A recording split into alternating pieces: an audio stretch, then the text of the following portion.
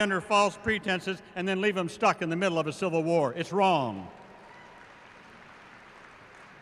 It's wrong to veto life-saving stem cell research and to slash funding for cancer research. It's wrong. It's wrong to block any increase in the minimum wage for 9 long years. It's wrong. And one more thing, I don't care what President Bush says. It's wrong to torture people. Period.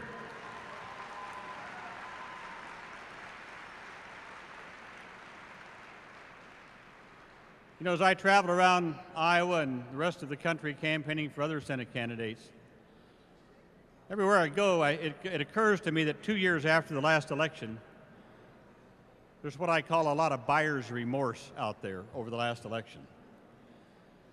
A lot of buyer's remorse. It's hard to find someone who didn't vote for John Kerry in the last election.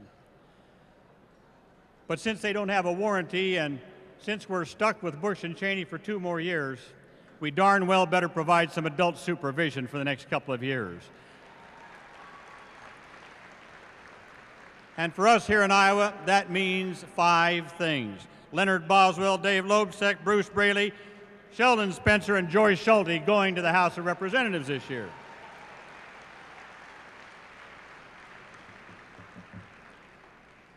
Now, I heard this from Neil Smith the other day. Neil was saying, you know, a lot of Republicans are going around saying that, well, if you elect the Democrats and they take over the House and the Senate, that all they're going to do is impeach Bush. They're just going to impeach Bush. Well, look, I want to disabuse you of that idea. We will not be impeaching George Bush. Now, as bad as Bush is, I don't know of one Democrat who wants to see Dick Cheney become president of the United States.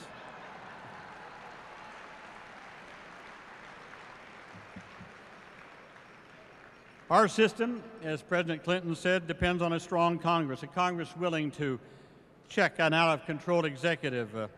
Under the Constitution, the Congress is a co-equal, independent branch of government. You can look it up. It's in the Constitution. And if you can't find your copy of the Constitution, you can probably find a copy of it in the trash can right outside the Oval Office. You know, I didn't have this in my notes, but listening to President Clinton tonight, from Roosevelt on, it's the Democratic Party that has been the party of hope. And another reason we're going to win this year is because the politics of hope will always triumph over the politics of fear.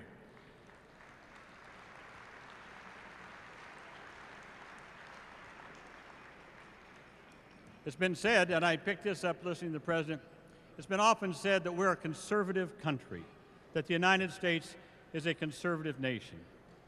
All right, I think we are a conservative nation, but the values that we want to conserve are progressive values. The values of tolerance and fairness, respect for honest dissent, care and concern for those less fortunate, especially the poor, the old, the sick, and people with disabilities. Those are our values. They are the great progressive values of all Americans. They're democratic values, and that's why we will triumph on November the 7th.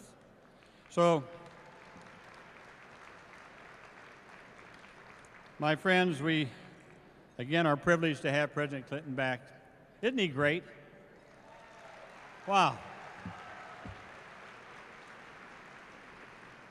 One of the great privileges of my lifetime in serving as your senator was to serve for 8 years when President Clinton and Al Gore were in the White House and the Vice President. They were great years, and we showed this country what together we could do. And even with a Republican Senate at that time and a Congress, we were able to work together and get things done, even with the onslaught of Newt Gingrich and those who unmercifully attacked our president at that time. But President Clinton never gave up his optimism and never gave up his hope and never quit looking for tomorrow and how tomorrow could be better than today. And that's why we love you, Mr. President. And that's why you'll always be deep in our hearts as one of our great Americans.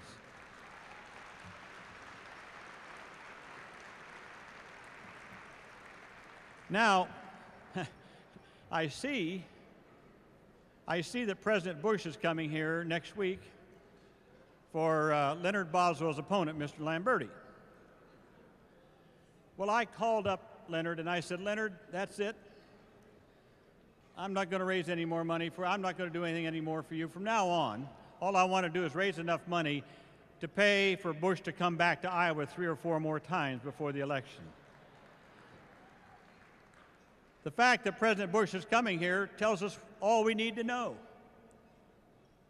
That all these Republicans who are running for Congress in this state, if they get elected, they're not going to change anything. They're going to continue to vote to keep in power the same people that brought you Tom DeLay and Denny Hastert and Bob Livingston and Bob Ney and this whole sordid mess in Washington. You want to change, you put Leonard Boswell back in the House of Representatives. That's what you want as a change. And so I want to bring him up here by saying this. Leonard Boswell and I have been up and down a lot of dusty gravel roads together in the last 30 years. And I remember a couple of years ago when I went to see Leonard in the hospital, and I'll tell you, he had a tough hit. He had a tough hit. But I saw in Leonard Boswell then what I saw when he first came home from the military. The same kind of courage, the same kind of grit, the same kind of determination that this great war hero won in Vietnam when he won 2 Distinguished Flying Crosses and 2 bronze medals in Vietnam. I saw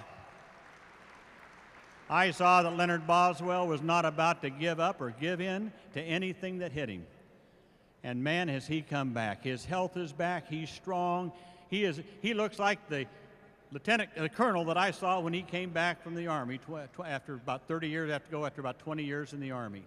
And I'm telling you this, folks, there is no way that we're going to let Leonard Boswell down. He's going to be reelected, and he's going to be sent back to Congress because he represents all of us here in the state of Iowa. Our great friend, Leonard Boswell.